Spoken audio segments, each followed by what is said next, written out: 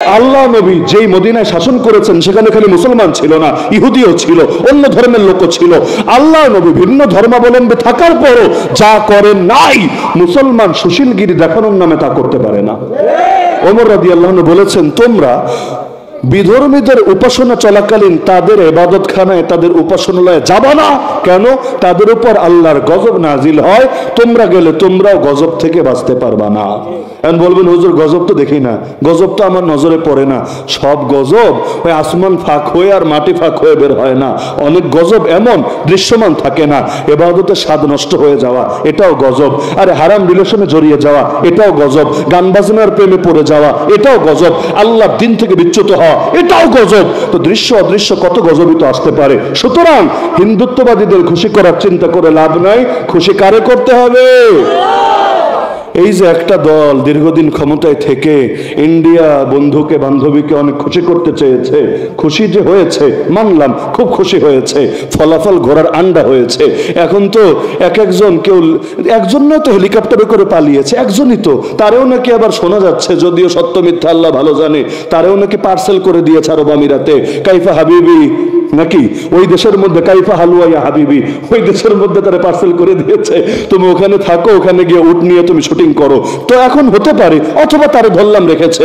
বাকিগুলোর কি অবস্থা হয়েছে? সবাই তো আর পালাতে পারে নাই। কাল্লা মানিকরা পালাতে পেরেছে? মুরগি চোরেরা পালাতে পেরেছে? যারা বেশি বেশি দালালি করেছে পালাতে পেরেছে? এমনকি নিঝুম ঝাড়ুদার যদি দেশে থাকতো, ওর অবস্থাও যে কি হতো আল্লাহ ভালো জানে। তাহলে ওদেরকে খুশি করে লাভ আছে? খুশি করতে হবে কাকে? আলেম ওলামারা আল্লাহকে খুশি করেছে, আলহামদুলিল্লাহ। যদিও জেল খেটেছে কিন্তু ইজ্জত কমে নাই, যদিও জুলুম সয়েছে কিন্তু সম্মান কমে নাই। এই যে আজকের মাহফিলে চারজন বক্তার কে না ভাই জেল খাটা? সবাই জেল খাটা না? সাখাওয়াত হোসেন রাজি সাহেব যদি আসতে পারেন না, অসুস্থ, কিন্তু জেল খাটা আলেম না। রফিকুল ইসলাম মাদানি জেল খাটা না, মাহমুদ গুনবী জেল খাটা না, আর আমি অধম জেল খাটা না, সবাই তো জেল খাটা। এমন কি বেইজ্জতি হয়েছে এতে। কিন্তু ওদের যারা জেলে ঢোকে নাই, ওদেরকেও পাবলিক যদি রাস্তায়ও পায় না, পিটায়া জনমের তরে রাজনীতি ছুটায় দিবে। একজনটা দেখেন না, বর্ডার ক্রস করে ওপারে গিয়েছে, ওখান থেকে পাবলিক ধরে এনে জনমের মতো জিনিসপাতি যা ছিল পুরুষ মানুষ হিসাবে, ওটারে পর্যন্ত কোর্টের সামনে দাঁড়িয়ে ফাটিয়ে দিয়েছে। তো কি লাভ হলো এমন সন্তুষ্টি দিয়ে? এজন্য সন্তুষ্ট করতে হবে কারে? সন্তুষ্ট করতে হবে কাকে? একমাত্র আল্লাহকে। তাহলে হিন্দুত্ববাদীদের সাথে কোনো আপোষ চলবে না। হ্যাঁ, হিন্দু ভিন্ন জিনিস। হিন্দু হলো যারা হিন্দু ধর্মাবলম্বী সনাতনী, আর হিন্দুত্ববাদী যারা হলো হিন্দুত্ববাদ ভিত্তিক রাজনীতি করে, এই অঞ্চলে হিন্দুত্ববাদ প্রতিষ্ঠা করার স্বপ্ন দেখে এবং ইসলামকে সরিয়ে এখানে ওদের গেরুয়া পতাকার বিজয় কামনা করে। ওরাই দেখবেন কালেমার পতাকা উড়ালে তেলে বেগুনে জ্বলে ওঠে। 2 নম্বর নাস্তিক্যবাদী। কারা? নাস্তিক্যবাদী। কারণ আমাদের বিগত ফ্যাসিস্টরা তিনটা দলের খুব জাগিয়ে গিয়েছে। নাস্তিক্যবাদীদেরও জাগিয়ে গিয়েছে, হিন্দুত্ববাদীরও জাগিয়ে গিয়েছে, আর জিলাপি ভাইদেরকেও জাগিয়ে গিয়েছে।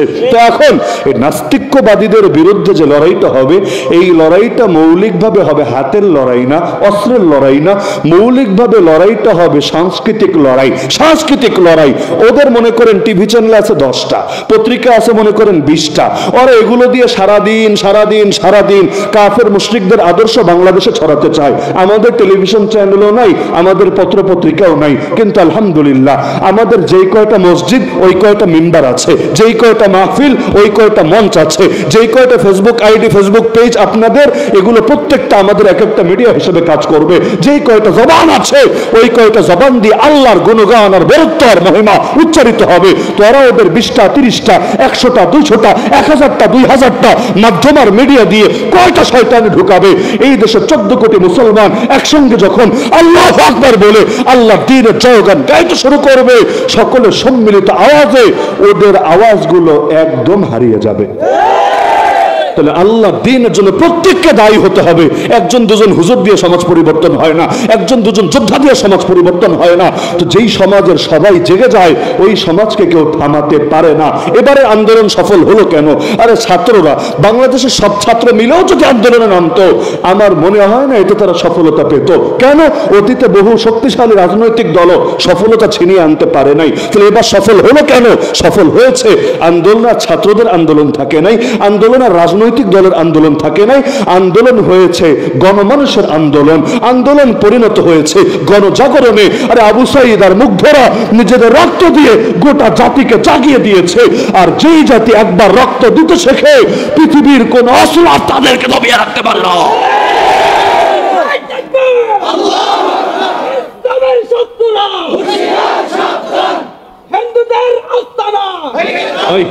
হিন্দুত্ববাদীদের শব্দ চেঞ্জ করবেন, না হলে এটা দলিল। তো যে প্রসঙ্গে বলছিলাম যে গণজাগরণ হলে কোনো শয়তানি টিকবে না। আপনাদের মনে থাকার কথা, 2021 কি আপনারা দুনিয়া ছিলেন তো নাকি? মানে মায়ের পেটে ছিলেন এমন কেউ তো এখানে নাই, দুনিয়ায় ছিলেন। 2021 যখন আলেম ওলামারা গণহারে গ্রেফতারি হয়েছিল, এর পরের 3 বছর বাংলাদেশের শিক্ষা সিলেবাসে ইতিহাসে সবচাইতে ন্যাক্কারজনক ঘটনা ঘটেছিল। প্রতিটা বছর এত পরিমাণ কুফুর, শিরিক এবং পশ্চিমা আদর্শ ঢোকানো হচ্ছিল, যেটা 71 থেকে শুরু করে আগ পর্যন্ত বলতে গেলে অনেকটাই বেনজির। হয়েছিল কিনা? হয়েছিল কিনা? ওই সময় বড় বড় অনেক আলেমরা জেলে, তারপরও ওরা কি সিলেবাসে ঢুকিয়ে এটাকে রাখতে পেরেছে? ইসলাম শিক্ষা বইয়ের মধ্যে পর্যন্ত মূর্তির ছবি ঢুকিয়েছিল, টিকতে পেরেছে? পারে নাই। কেন পারে নাই? বলবেন হুজুর, বড় বড় হুজুররা তো জেলে ছিল, যাদের ডাকে মানুষ জেগে ওঠে, যারা একবার বললে সবাই রাজপথে নেমে আসে, তারপরও পারলো না কেন? পারে নাই সকলের গণজাগরণের কারণে। তাহলে সমাজ পরিবর্তনের জন্য গণজাগরণ দরকার আছে নাকি নাই? আরে আছে নাকি নাই? আমি বিশ্বাস করি বাংলাদেশে নাস্তিক আর কয়টা, বাংলাদেশে উগ্র হিন্দুত্ববাদী আর কয়টা, বাংলাদেশে তথাকথিত বুদ্ধিজীবী আর কয়টা, বাংলাদেশে ওই পাড়া সুশীল আর কয়টা? আর ওরা যদি 1000 হয়, 10,000 হয়, 1 লাখ হয়, আমরা তো আলহামদুলিল্লাহ কয়েক কোটি আছি আল্লাহর বান্দা, আল্লাহর নবীর উম্মত। আমরা যদি একসঙ্গে জেগে উঠি, আমি মনে করি ওরা ইঁদুরের গর্ত পালানোর জায়গা পাবে না। তো নাস্তিক্যবাদীদের বিরুদ্ধে সাংস্কৃতিক লড়াই করতে হবে। স্কুল কলেজের মধ্যে আমি বাচ্চা পাঠাবো কেন? উকিল হবে, ডাক্তার হবে, ব্যারিস্টার হবে, ইঞ্জিনিয়ার হবে বলে। আর এই বাচ্চারা ধরে ধরে নাস্তিক বানাবা, শরীফরে ধৈরা শরীফা বানায় দিবা, মাহমুদরে ধৈরা মাহমুদ বানায় দিবা, হাসিনরে ধরে হাসিনা বানায় দিবা। এই ফাইজলামি তো চলবে না। পুরুষ পুরুষই থাকবে, নারী নারীই থাকবে, সমকামীদের দালালত্ব স্থান হবে না। বিকল্প কি? আরে বিকল্প কি? বিকল্প দুটোই হতে পারে। এক হলো সবাই মিলে সরকারকে চাপ দিয়ে বাধ্য করব, বাংলাদেশ যেহেতু মুসলমান সংখ্যাগরিষ্ঠ দেশ, এখানের শিক্ষা সিলেবাস ও ইসলামী আদর্শের আলোকে হতে হবে। হুজুরদেরকে শুধু ইসলাম শিক্ষা বই লেখার জন্য আর সম্পাদনের জন্য নিলে হবে না। প্রতিটা বই দেশের যোগ্য বিজ্ঞ আলেমদের চোখ থেকে সম্পাদিত হয়ে তারপর বাচ্চাদের হাতে দিতে হবে। আর এটা যদি নাও পারেন চূড়ান্ত ভাবে, তবুও ব্যাপকভাবে স্কুল প্রতিষ্ঠা করেন। স্কুল মাদ্রাসা তো বহুত হয়েছে আলহামদুলিল্লাহ, আরো হোক, আরো হোক। আপনি চাইলেও হবে, না চাইলেও হবে। কিন্তু আমি মনে করি সচেতন মানুষদের স্কুল কলেজ ভার্সিটি প্রতিষ্ঠার দরকার আছে। কেন? এই ব্রাকে পাঠান বাচ্চারে, আরো ওদের বিভিন্ন প্রতিষ্ঠানে পাঠান। আপনি চান বা না চান, অটো দেখবেন কাফের মুশরিকের দালাল বানিয়ে ছাড়ছে। হয় নাকি হয় না? তাহলে ওরা যদি ওদের প্রতিষ্ঠানের মাধ্যমে নির্দিষ্ট সিস্টেম ফলো করে ব্রেইন ওয়াশ করতে পারে, মগজ ধোলাই করতে পারে, তাহলে আমরা আমাদের বাচ্চাদের জন্য যাতে অন্তত নাস্তিক না হয়, বেঈমান না হয়, মুরতাদ না হয়, এজন্য কি আমরা তত্ত্বাবধান করতে পারবো না? আলহামদুলিল্লাহ বাংলাদেশে এখন অনেক স্কুল আছে হুজুরদের অথবা ইসলামপন্থী মানুষদের অধীনে। নাই, শেরপুরেও নাই, সারা দেশে আছে, বহুত আছে। তবে ভার্সিটি কলেজ লেভেলে বড় কমতি আছে। আমার মনে হয় বিকল্প ধারাটা যদি মজবুত করতে পারেন, পড়ালেখার মান যদি আসলেই ভালো করতে পারেন, তাহলে মানুষ ওই নষ্ট প্রতিষ্ঠানগুলো ছেড়ে এগুলোতে আসার জন্য লাইন ধরবে, লাইন। যদিও এটা চূড়ান্ত সমাধান না, কিন্তু আমাদেরকে বিকল্প দিয়ে তো অন্তত আগাতে হবে। না হলে এতগুলো বাচ্চা প্রত্যেকের কাছে গিয়ে কেমনে দাওয়াত দিবেন রে ভাই? সবাই রেখে মাহফিলে আনতে পারবেন? সবাই রেখে বই পড়াতে পারবেন? পারবেন না। অনেক মানুষ নিজের অজান্তে ওদের শিকার হবে। এজন্য নাস্তিক্যবাদীদের বিরুদ্ধে মূল লড়াই হবে সাংস্কৃতিক লড়াই। পারবেন না ইনশাআল্লাহ? এই সাংস্কৃতিক লড়াইয়ের যোদ্ধা হতে হবে সবাইকে। এখানে যারা আছেন, আরে আপনারা তো এমনি শেরপুরে শের ছাড়া আবার শিয়াল থাকে নাকি?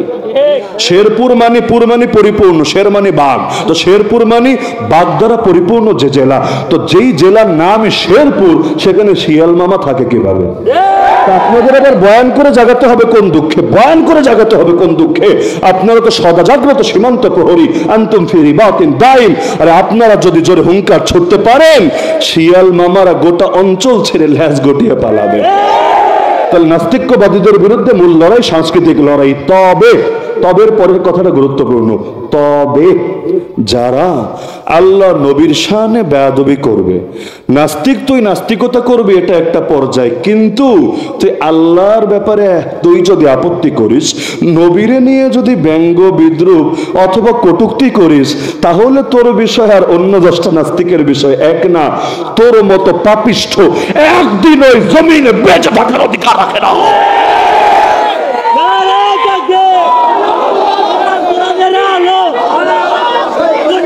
এখন বলতে পারেন হুজুর বুঝলাম বেঁচে থাকার অধিকার রাখে না, তার মানে মৃত্যুদণ্ড তো দিতে হবে। দিবেটাকে সাধারণভাবে দিবে কে?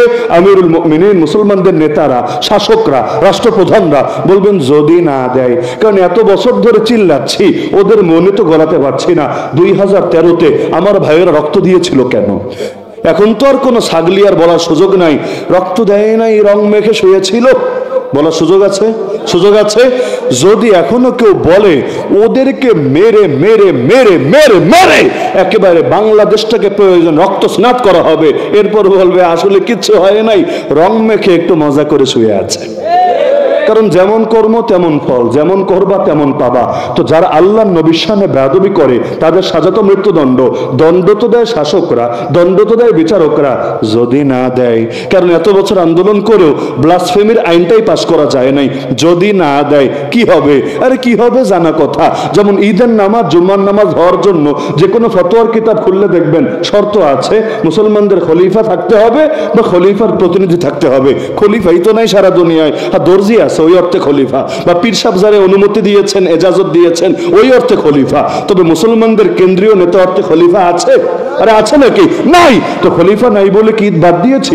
খলিফা নাই বলে কি জুম্মা বাদ দিয়েছি? খলিফা নাই বলে কি জামাতে নামাজ বাদ দিয়েছি? দেই নাই। এই যে মসজিদের ইমাম, মাদ্রাসার শিক্ষক, মুহতামিমরা, তাদের বেতন ভাতা দেবে কে? দেবে খলিফা। কোত্থেকে দেবে? বাইতুল মাল থেকে। বাইতুল মালও নাই, খলিফাও নাই। তো মাদ্রাসা বন্ধ করে দিয়েছি, মসজিদের ইমামদেরকে তাড়িয়ে দিয়েছি, কেন দেই নাই? কারণ খলিফা নাই তাতে কি, বাইতুল মাল নাই তাতে কি। আমরা মুসলমানরা তো আছি, আমরা যতদিন আছি ইসলামের কোন সেক্টর কিছুতেই বন্ধ হতে দেব না। তোদের বিচার করার দায়িত্ব খলিফার। ভালো কথা, খলিফাই নাই বা যারা আছে তারা বিচার করে না, তাতে কি? মুসলমান তো জিন্দা আছে, মুসলমান তো জিন্দা আছে। নবীরে গালি দিয়ে কেউ পার পাবে না। কোন না কোন আশিক ঠিকই এই ক্ষেত্রে যা করার করে বসবে। বলবেন যা করার করে বসবে, হুজুর এটা কি অন্য টাইপের কথা হলো না? হ্যাঁ, হাদিসের মধ্যে যদি এমন কথা পাই কি করার আছে? নবীর জামানের একটা ঘটনা শোনাই, রাত গভীর তো বলতে মনে চায় অনেক কিছু, তবে রাত গভীর দেখে একটু শর্ট করেই বলি। আর সারিমুল মাসলুল আর সাইফুল মাসলুল, এই দুইও কিতাবে ঘটনাটা পাবেন। আল্লাহ নবীর জামান এক সাহাবী ছিলেন অন্ধ। অন্ধ বুঝেন? চোখে খুব ভালো দেখেন, তাই না? নাকি দেখেন না? অন্ধ সাহাবী, চোখে দেখে না। আর যে চোখে দেখে না সে নিজের কাজ নিজে সব করতে পারে না, অন্যের উপরে মুখাপেক্ষী থাকে। তার একটা দাসী ছিল, তার কাজও করে দিত, খেদমত করে দিত, এবং দাসীটাকে তিনি জানপ্রাণ দিয়ে ভালোবাসতেন। ওই দাসীটা কবি ছিল, কাব্য প্রতিভা ছিল, কিন্তু এই যোগ্যতাটা ভালো কাজে না লাগিয়ে কবিতা লিখে লিখে নবীরে ব্যঙ্গ করতে শুরু করলো। একদিন তিনি জানতে পারলেন, বলে দিলেন, দাসী সাবধান, দ্বিতীয়বার যদি কখনো নবীর শানে বেয়াদবি করতে শুনি তোরে কিন্তু আমি আস্ত রাখবো না। দাসী ভেবেছে কি আর করবে, কত হুমকি ধমকি তো পুরুষ মানুষে দেয়, কিন্তু কি আর করবে, যাক এগুলো কোনো ব্যাপার না, সর্বোচ্চ একটু মারবে, একটু গালি দিবে, তাতে কি, শয়তানি যা করা সে ঠিকই করবে। ব্যাস, সে আবারও কবিতার মাধ্যমে নবীরে গালি দিল। অন্ধ সাহাবী একদিন চূড়ান্ত সিদ্ধান্ত নিলেন, এবার যা করার করতে হবে, কিন্তু চোখে তো দেখেন না, কেমনে করবেন? যদি ছুরি একটা নিয়ে ওর কাছে জানো, তাহলে দেখা যাবে ওর গায়ে লাগবে না, অন্য জায়গায় লাগবে, উল্টা দাসী ধরে তারে দুনিয়া থেকে বিদায় করে দিবে, মহা মুশকিল। এজন্য অপেক্ষায় থাকলো, রাত হোক। রাত হয়েছে, দাসী ঘুমিয়েছে, তিনি পাশে গেলেন। ইসলামের অনেক কাজই রাতের বেলায় হয়েছে, গুরুত্বপূর্ণ কাজ। যেমন এক ভণ্ড নবী ছিল আসওয়াদ আনাসি, নাম শুনেছেন? ইসলামের ইতিহাসে প্রথম যে নিজেকে নবী বলে দাবি করেছিল ভণ্ড, নাম আসওয়াদ আনাসি। আল্লাহ নবী তার এক সাহাবীর নাম ছিল ফাইরুজ। সেই ফাইরুজ রাদিয়াল্লাহু আনহুকে চিঠি লিখে পাঠালেন, ফাইরুজ দেখো ও তো খুব বাড়া বেড়ে গিয়েছে, তোমার যা খুশি তুমি করো, মানে চূড়ান্ত ইঙ্গিতটা দিয়ে দিলেন। আসওয়াদ এত বাড়া বাড়লো, বাহিনী একটা বানিয়ে ফেললো, এখন এলাকার পর এলাকা দখল করতে শুরু করলো। এর মধ্যে একটা এলাকা দখল করে সেখানকার গভর্নর ছিল পারস্য সম্রাটের পক্ষ থেকে নিযুক্ত, যার নাম হলো বাদান। বাদান ওই বাদানকে হত্যা করে তার স্ত্রীকে জোর করে নিজের যৌনদাসী বানিয়ে ফেললো, জোর করে তার তারে বিয়ে করে ফেললো। ওই স্ত্রীটা আবার কাকতালীয় ভাবে ছিল ফাইরোজ রাদিয়াল্লাহু আনহু চাচাতো বোন। চিঠি পেয়ে তিনি তো সিদ্ধান্ত নিলেন কিছু একটা করতে হবে, করবেন কিভাবে? এবার তার মাথায় আসলো, আরে আমার বোনরেই তো জোর করে নিয়েছে, তাহলে দেখি কোনোভাবে যোগাযোগ করা যায় কিনা। বোন যদি সহযোগিতা করতে রাজি হয়, মাসালা সহজ, কাজ সহজ। বোনের সাথে যোগাযোগ করলো। বোন বলল, আরে আমি তো এক পায়ে দাঁড়া, কারণ ও তো আমার উপরে জুলুম করেছে, আবার ও নবীর সামনে বেয়াদবি করে নিজের নবী দাবি করেছে, সুতরাং তোমার সর্বোচ্চ সহযোগিতা করতে আমি রাজি আছি। দুজনে মিলে সিদ্ধান্ত নিল।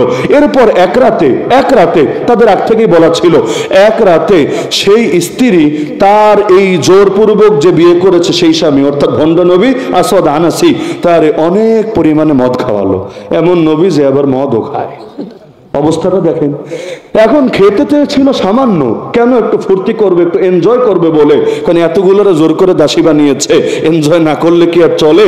কিন্তু তিনি কৌশল করে তারে বিভিন্নভাবে মোহে ফেলে কথায় ব্যস্ত রেখে পরিমাণে বেশি খাইয়ে দিয়েছেন। আর তাল সামলাতে পারে নাই, মাতাল হয়ে গেছে। ভণ্ড নবী এবার মাতাল হয়ে নাক ডেকে ডেকে ঘুমাচ্ছে। ওদিকে তিনি ইশারা দিলেন ফাইরোজ রাদিয়াল্লাহু আনহুকে, যিনি কিছুটা দূরে অপেক্ষা করছিলেন। তিনি দেয়াল টপকে, দেয়াল ডিঙ্গিয়ে ভেতরে প্রবেশ করলেন। প্রবেশ করে খঞ্জরটা বের করলেন। এরপর আস্তে করে ওর মাথাটাকে দেহ থেকে আলাদা করে দিলেন। গরুরও যখন মাথা আলাদা করে একটা আওয়াজ বের হয় না, ওই আওয়াজটা আমি শুনতে পারবো না কেমন আওয়াজ, কিন্তু এক ধরনের আওয়াজ হয় কি না হয়, ওরকম গড়গড় গড়গড় করে আওয়াজটা হচ্ছিল। এখন ওই জামানায় তো আর ফ্যানও ছিল না, এসিও ছিল না, আওয়াজটাও ছিল না। আর রাতের বেলা কিন্তু অনেক দূর থেকে সাউন্ড শোনা যায় না? রাতে সব যদি শীতের দিনে ফ্যান অফ করেন, ঘড়ির টিক টিক টিক টিক এই আওয়াজেই দেখবেন অনেক সময় ঘুম আসতে চায় না। তো এখন দারোয়ান যারা ছিল, পাহারাদার, ওরা টের পেলো, কি রে এই আওয়াজ তো স্বাভাবিক আওয়াজ না, গড়গড় করে কিসের আওয়াজ আসছে? তারা ছুটে আসলো। এখন তারা বললো, কি হয়েছে আমাদের নবীর, কি হয়েছে? এবার স্ত্রী বের হয়ে আসলো। স্ত্রীর উপর তো তাদের আস্থা আছে। বললো, আরে কিচ্ছু না, এই ঘটনা যতবার পরে আমার এখানে এসে হাসি আসে, কিচ্ছু না।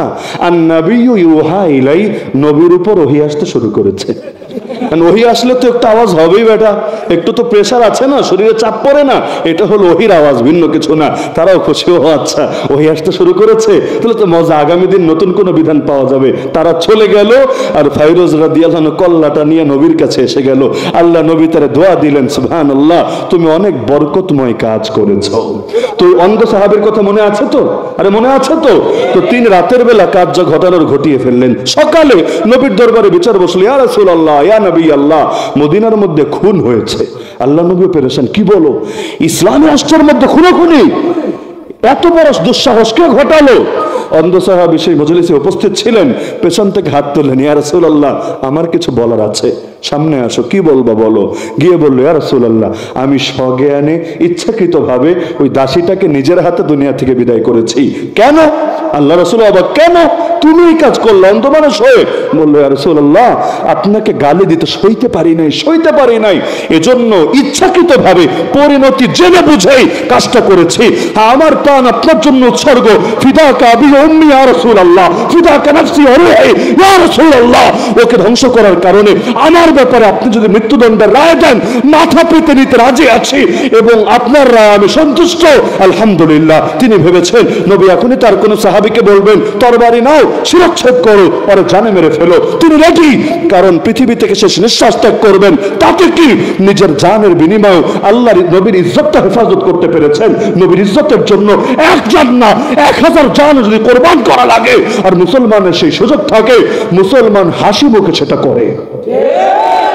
তো তিনি নিজের জান পেশ করলেন। আল্লাহ রাসূল সব যাচাই শেষে যখন বুঝলেন আসলেই গালি দেওয়ার কারণেই কাজটা করেছে, নবী বললেন, সাহাবী তুমি চলে যাও, দামুহা হাদার লা ইয়ানতাহু ফিহা আনাজান, এই দাসীর রক্তের একটুও দাম নাই, একেবারে মূল্যহীন রক্ত। এই রক্তের জন্য তোমার কোনো মৃত্যুদণ্ড হবে না, কোনো শাস্তি হবে না। আর এটা এমন স্পষ্ট মাসালা, মানুষ তো মানুষ, 2 ছাগলও গুতাগুতি করবে না। সুতরাং নবীর সামনে যারা বেয়াদবি করো, কান খুলে শুনে রাখো, নবীর আশেকরা সব মরে যায় নাই। কয়জনটা সামলাবা, কয়জনটা ডর দেখাবা, কয়জনটা ফাঁসির কথা বললো? আরে দেখো না, ফাঁসির রায় যখন হয় এমন হাসি দেখলেই বুঝে আসে এই হাসি কোনো দুনিয়ার হাসি না, এই হাসি জান্নাতি হাসি, কারণ শীঘ্রই সে তার রবের সাথে মিলিত হওয়ার সুযোগ পেয়েছে। জান্নাতে যেতে অনেক দেরি হতো, খুব সহজ করে দিয়েছে, কারণ শহীদের রক্তের প্রথম ফোঁটা মাটিতে গড়িয়ে পড়ার আগে আল্লাহ তাকে মাফ করে দেন, তার রূহকে নিয়ে জান্নাতে সবুজ পাখির ভেতর ঢুকিয়ে দেন। এবং আমি মনে করি নবীরে যারা গালি দেয় ওদের ব্যাপারে উম্মত যদি সর্বোচ্চ অ্যাকশনে থাকতে পারে, বিনিময়ে কোরবান হলে হোক না। আরে আমাদের একজন দুজনের জীবন কেন, 200 কোটি উম্মতের প্রাণের বিনিময়েও যদি আল্লাহ নবীর ইজ্জত হেফাজতে থাকে আলহামদুলিল্লাহ, তবুও নবীর জন্য এটা অনেক কম স্যাক্রিফাইস হবে, অনেক কম স্যাক্রিফাইস। আল্লাহ নবী তো এর চাইতেও বেশি স্যাক্রিফাইস তার হকদার, তো এটা কোনো ব্যাপারই না। কিন্তু এর বদৌলতে যদি গালিবাজরা থেমে যায়, কারণ ওদের তো মৃত্যু পরবর্তী জীবনে বিশ্বাস না, দুনিয়া যা পাবে তাই, আর আমরা তো আসলটা মরার পরেই পেতে চাই। সুতরাং ওদের জন্য যেটা সমাপ্তি, আমাদের জন্য সেটা সূচনা। আমাদের জানের বিনিময় হলো মিশন যদি সাকসেসফুল হয় ইনশাআল্লাহ দুনিয়াতে অন্তত নবীর শানে কোনো গালিবাজ থাকবে না। খুব বেশি কড়া কথা বলে ফেললাম মনে হয়, শেরপুরের শেররা মনে ভয় পেয়ে গেল নাকি? ভয় পেয়ে গেছেন? কার অন্তরের ভেতর একটু চুলকানি উঠেছে? যদি ওঠে নিজের ইমানটা ঠিক করে নিয়েন রে ভাই। আপনি কোন দলের তাও আমার দেখার দরকার নাই, কোন ধারার তাও আমার দেখার নাই। আপনি মাদ্রাসা না আপনি জেনারেল, আপনি কওমি না আপনি আলিয়া, আপনি সুফি না আপনি তবলিগি, আপনি মাযহাবি না লা মাযহাবি, আপনি মানহাজি না লা মানহাজি, কিচ্ছু দেখার দরকার নাই। কিন্তু এটা এমন একটা কথা যেই কথার ব্যাপারে দলিল দিয়ে দ্বিমতের সুযোগ নাই। দলিল দিয়ে দ্বিমতের সুযোগ নাই মানে হলো ঘাউরামি দিয়ে দ্বিমতের সুযোগ আছে। বিচার যাই হোক তাল গাছ আমার, এ কথা বললে আর কি বা বলার আছে। দুইটা দুশমন চিনালাম। এক নম্বরে হিন্দুত্ববাদী শক্তি, যাদের বিরুদ্ধে গাজওয়াতুল হিন্দ হবে। গাজওয়াতুল হিন্দ হবে নাকি হবে না? আমার কথা না নবীর কথা? সহিহ হাদিস না জাল হাদিস? সুনানে নাসাইর মধ্যে বিশুদ্ধ সূত্রে আছে, আবু হুরায়রা রাদিয়াল্লাহু আনহু বলেছেন নবী ওয়াদা দিয়েছেন। ওয়াদা, নবী কি সত্য ওয়াদা দেন না মিথ্যা ওয়াদা? নবী ওয়াদা দিয়েছেন হিন্দুস্তানে জিহাদ হবেই হবে, হবেই হবে। ওয়াদা না রাসূলুল্লাহ গাজওয়াতুল হিন্দ। আবু হুরায়রা আফসোস করে বলছেন ফাইন আদরাকতুহা, আমি যদি পেয়ে যাই উনফিক ফিহা নাফসি ওয়া মালি। আমি আবু হুরায়রা বড় সাহাবী, বড় মুহাদ্দিস, বড় ফকিহ, তাতে কি আমি আমার জানমাল কোরবান করে দেব গাজওয়াতুল হিন্দে। যদি আমি সেখানে মরে যাই কোনো লস নাই, আল্লাহ আমাকে শ্রেষ্ঠ শহীদ বানিয়ে দিবে। যদি হায়াত নিয়ে ফিরি তাও লাভ, আল্লাহ আমার নাম জাহান্নামের তালিকা থেকে কেটে দেবে। তো গাজওয়াতুল হিন্দের জন্য রেডি তো? রেডি তো? এই জান আল্লাহর কাছে বিক্রি করতে রাজি তো? আল্লাহ তাআলা কম দাম দিয়ে নিবে না, কম দাম দিয়ে নিবে না। আল্লাহর সর্বনিম্ন দামের নাম জান্নাত। একটা জান্নাত দিলে আলহামদুলিল্লাহ আর কিছু লাগবে না, কিন্তু আল্লাহ সর্বনিম্ন 10টা জান্নাত দেয়। আল্লাহ 10-এর নিচে কাউরে প্রতিদান দেয় না। তা আল্লাহ তো দিতেই চায়, নিতে চাইবো না কোন দুঃখে? জান বেচে দিলাম আল্লাহর কাছে, আর এটারে বেচাও তো রূপ করতে বলে, নাহলে জানের মালিক তো আমি না রে ভাই। জানের মালিক আল্লাহ, চোখের মালিক আল্লাহ, জবানের মালিক আল্লাহ, দিলের মালিক আল্লাহ, পেটের মালিক আল্লাহ, প্রতিটা অঙ্গের মালিক আল্লাহ। তাই তো চোখ দিয়ে যা ইচ্ছা দেখা যায় না, কান দিয়ে যা ইচ্ছা শোনা যায় না, মুখ দিয়ে যা ইচ্ছা বলা যায় না, দিল দিয়ে যা ইচ্ছা ভাবা যায় না, পেট দিয়ে যা ইচ্ছা খাওয়া যায় না, লজ্জাস্থান দিয়ে যা ইচ্ছা করা যায় না, কারণ এগুলো কোনোটাই আমার না, সব কার? আল্লাহর মাল আল্লাহরই দিলাম, এতে বড় চিন্তার কি আছে? তো এই প্রাণ এখন থেকে আল্লাহর। যদি হাইয়া আলা সালাহ ডাক আসে আল্লাহর পক্ষ থেকে, মসজিদে যেমন ছুটে আসি, হাইয়া আলাল জিহাদ যখন ডাক আসবে, প্রয়োজনে কাফনের কাপড় গায়ে দিয়ে ময়দানে নামবো ইনশাআল্লাহ। খালি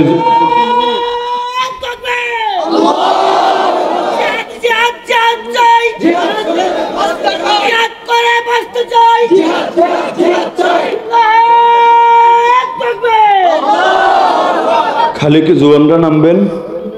জোয়ানরাও নামতে হবে, কিশোররাও নামতে হবে, বুড়ারাও নামতে হবে। বলবেন দলিল কি? কারণ নবীর যুগে কিশোররা নিজের পায়ের গোড়ালিতে ভর না দিয়া পায়ের আঙ্গুলের মাথায় ভর দিয়ে জিহাদে যেতে চান নাই। কুস্তি করে পর্যন্ত জিহাদের কাতারে সামিল হওয়ার চেষ্টা করেন নাই, বুড়া পর্যন্ত। আল্লাহ নবীর এক সাহাবী বলেন, আরে বাচ্চারা জিহাদে যাচ্ছ, আমারও নিয়ে চলো। বলে, হায় আব্বা, আপনি বুড়া হয়ে গেছেন, আপনি নবীর যুগে জিহাদ করেছেন নবীর ওফাত পর্যন্ত, এরপর আবু বকরের সাথে জিহাদ করেছেন আবু বকরের ওফাত পর্যন্ত, এরপর ওমরের সাথে জিহাদ করেছেন প্রায় এক যুগ রাদিয়াল্লাহু আনহুম আজমাইন, তার ওফাত পর্যন্ত। এখন ওসমান রাদিয়াল্লাহু আনহু যুগ চলছে, আপনি বুড়া হয়ে গেছেন। এই বয়সে আপনার কষ্ট করা লাগবে না, আমরা আছি, এতগুলো নওজোয়ান ছেলে, আপনার পক্ষ থেকে হক আমরাই আদায় করব। বাবা বলে, আরে মনে চাইলেও তো বসে থাকতে পারি না, কারণ আল্লাহর কোরআন আমাকে ডেকে ডেকে বলে, ইনফিরু খিফাফাও ওয়া সিকালা, হালকা হও বা ভারী হও, বের হয়ে পড়ে ময়দানে। হালকার ভারী মানে কি? অনেক ব্যাখ্যা। এর একটা ব্যাখ্যা তিনি বুঝিয়েছেন, জোয়ান হও আর বুড়া হও, আরে দুর্বল হও আর আর সবল হও। অনেক ভারী অস্ত্র থাকুক আর নিরস্ত্র থাকো, যে যে অবস্থায় থাকো, বেরিয়ে পড়ো আল্লাহর পথে। ওয়াজাহিদু বিআমওয়ালিকুম ওয়া আনফুসিকুম ফি সাবিলিল্লাহ, নিজেদের জান আর মাল দিয়ে জিহাদ করো আল্লাহর রাস্তায়। তিনি বলেন এই আয়াত আমাকে বসে থাকতে দেয় না, আমাকে নিতে হবেই হবে। কোরআন দিয়ে যখন দলিল দিয়েছে, বাচ্চারা আর কি বলবে? বলল চলেন আব্বা যান, এখন নৌপথে যুদ্ধ করবে। নৌপথে, এখন নৌপথে মানে আওয়ামী লীগের নৌকায় না, মানে ওই যে নৌযান আর কি, যেটা সাগরে চলে, জাহাজ, এর উপরে উঠেছে। কিন্তু জাহাজের সফর তো আর একদিন দুদিনের না, লম্বা সফর। এই বুড়া বয়সে ধকলা সইতে পারে নাই, জাহাজের মধ্যেই মৃত্যুবরণ করেছে। এখন দাফন দিবে কোথায়? নিজের বাপের লাশ কি পানিতে ফেলে দিতে কারো মনে চায়? চায় না। মাটি তো নাই, সাগর আর সাগর। সাগর তো আর নদীর মতো না, সাগর আর সাগর, যতদিকে চোখ যায় খালি পানি আর পানি। দিবে কোথায়?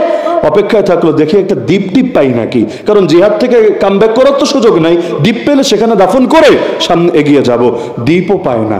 একদিন, দুদিন, 3 দিন, যেতে যেতে 7 দিন পার হয়ে 10 দিন। 10 দিন পর যখন একটা দ্বীপ পেল, সেখানে নিয়ে ভেরালো জাহাজ। ভেবেছে যখনই লাশের কাছে যাবে, লাশ খুলবে, গন্ধে ধারে কাছেও যেতে পারবে না। কি অবাক কাণ্ড! যখন গিয়ে লাশটা খুললো, দেখলো লাশের মুখে এখনো যেন হাসি ফুটে আছে। আরে গন্ধ হবে দূরের কথা, পুরো লাশ এখনো তর তাজা রয়ে গেছে। বলে শুধু জওয়ানরা জিহাদের ময়দানে নামলে হবে? আরে হবে। আল্লাহ নবী কি বয়স হওয়ার পরও জিহাদ করেন নাই? জিহাদ তো শুরুই করেছেন বলতে গেলে 53-54 বছর বয়সে, কারণ মদিনা যাওয়ার পর লড়াই শুরু হয়েছে না। আর আমরা তো 40 বছর হলেই 2 জন মিলে ধরে ওঠানো লাগে, 3 জন মিলে শরীর, পা, হাত টেপা লাগে। ভাব এমন টেম্পার পুরোই শেষ হয়ে গেছে। তখন কথার সুরও চেঞ্জ করে ফেলে। জোয়ানকালে বলে জিহাদ জিহাদ জিহাদ চাই, আর বুড়া হলে বলে ভাগতে ভাগতে ভাগতে চা। সবাই না, সবাই না, কিন্তু অনেকে করে নাকি করে না। কারণ নবী বলেছেন ইয়াশিবু ইবনু আদম ওয়া তাশাব্বু ফীহি খাসলাতান, আদমের বেটা বুড়া হয় আর ভিতরে 2টা স্বভাব জোয়ান হয়। এর মধ্যে একটা হলো আল হিরসু, লোভ, খালি চায় আর চায় আর চায়। ডাইনির বয়স হয়েছে প্রায় 80, এই বছরেও তার ক্ষমতা ছাড়লে হবে না, এখনো লাগবে। আরে এই বয়সে ক্ষমতা দিয়ে কি করবো? বহুত ক্ষমতা করেছো, আল্লাহ বিল্লাহ করো। কিন্তু না, নবী বলেছেন বয়স হলে লোভ বাড়ে, আর 2 নম্বরে তুলুল আমাল, লম্বা জীবনের আশা বাড়ে। এজন্যই অনেকে ফিতনায় পড়ে। এজন্য বুড়াকালেও শাহাদাতের তামান্না রাখতে হবে। আল্লাহ তাআলা রহমত বর্ষণ করুন কায়েদে মিল্লাত আল্লামা জুনায়েদ বাবনগরী রাহমাতুল্লাহ আলাইহির উপর। যেই কয়বার জীবনে আমার দেখা হয়েছে, আলহামদুলিল্লাহ, যেই কয়বার সোহবতে যাওয়ার সুযোগ হয়েছে, আমার মনে পড়ে না, আমার মনে পড়ে না একটা বারও এমন হয়েছে যে এইবার বলে নাই বাবা দোয়া করো আল্লাহ যাতে শাহাদাতের মর্যাদা দান করে, অথবা আল্লাহ যাতে আমার শহীদ হিসাবে কবুল করে। এই টাইপের একটা বাক্য থাকতোই থাকতো। এমনকি আমি নিজ কানে শুনেছি একাধিকবার বলেছেন, আমি যে এই যে হেফাজতের কাজ করি, আমি যা কিছু করি, আমার মূল লক্ষ্য হলো চূড়ান্তভাবে জিহাদ ফি সাবিলিল্লাহ, না হলে অন্য কিছুর প্রতি আমার ন্যূনতম দিল টানে না। যদি অসুস্থ হয়েছি, আর কিছু পারি বা না পারি, নিজের শরীর তো রাখতে পারবো, তো অতটুকুই আমার চলবে। বিনিময়ে যদি আল্লাহ শাহাদাত নসিব করেন, এতে আলহামদুলিল্লাহ। তো খুশি করতে হবে কারে? আরে খুশি করতে হবে কারে? মানুষকে খুশি করতে চাইলে মানুষও খুশি হবে না, আল্লাহও খুশি হবে না। মানুষকে কেমনে খুশি করবেন আপনি? দেখেন না, এক হুজুর আরেক হুজুরের দাওয়াত খেতে এসেছে। কি পাপ করেছে? আমি রফিক সাহেবের কাছে কতবার দাওয়াত খেতে আসলাম। হুজুর আলহামদুলিল্লাহ এমন শানদার মেহমানদারি করে।